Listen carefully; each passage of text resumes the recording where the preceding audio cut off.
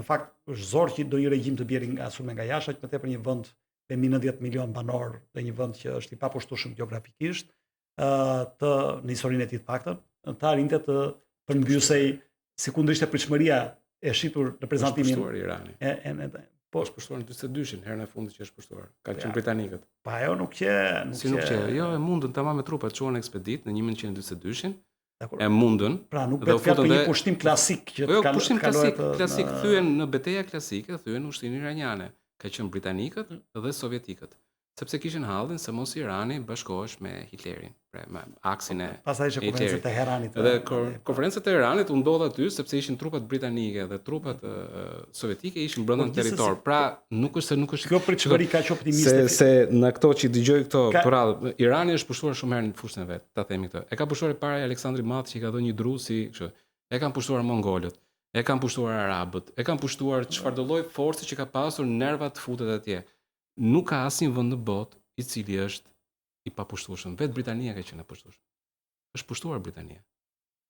Ndoshta me përshtim të Japonisë. Dhe Japonia humbi luftën e dytë botërore. Pra kishte edhe ka aktualisht ka baza, po themi në atë. Shikoj, nuk ka vend në botë. Nuk ka vend në botë që se na kjo vjen.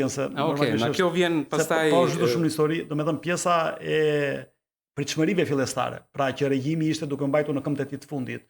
Fakti që kishte një pakënaqësi në rritje, që kishte protesta mbarpopullore, që regjimi kishte kryer vrasje masive, fakti që kishte këtë inflacion dhe këto shifra ekonomike që ju përmendët, me pritshmëria ishte që regjimi të kolapsonte apo jo.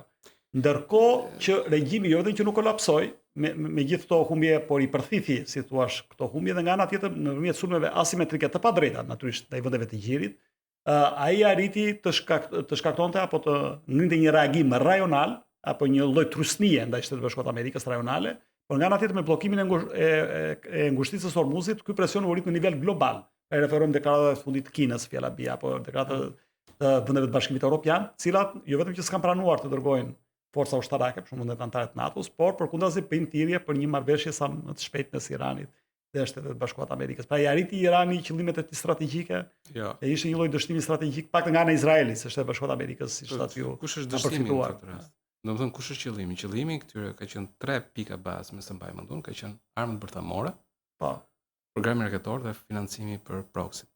Apo jo. Me sa diun lufta nuk ka mbaruar akoma, shikojmë deri ku mbaroj. Por ata që pretendojnë ose që mendojnë armët bërthamore sot janë në kushtet që do heqë dorë 5 vjet Irani apo sa kërkon ata kishin propozuar që themi 5 vjet kishin kërkuar dhe nuk kishte pranuar Shteti Bashkuar. Dhe vetë fakti që ata pranonin 5 vjet tregonin që nuk është se janë winning, nuk është se janë duke fituar. Dhe do e shikoni se kemë për ta parë domethënë se ku do shkojnë. Vetëm se pakti i fundit me Iranin u dëshitoi. Ata që mendojnë që Donald Trump mund të tërhiqet prej hunde nga çfarëdo lloj personazhi qoftë dhe Netanyahu, domethënë janë shumë simplicistë në logjikën e tyre. Shtetet Bashkuara të Amerikës ka një element fort i cili është petrodollari. Pra, që kur pas krizës së 73-shit, është vendosur dollari si monedë në cilën shkëmbehet nafta, dhe blihet nafta, është, po themi, një nga bazat e fuqisë së Amerikës.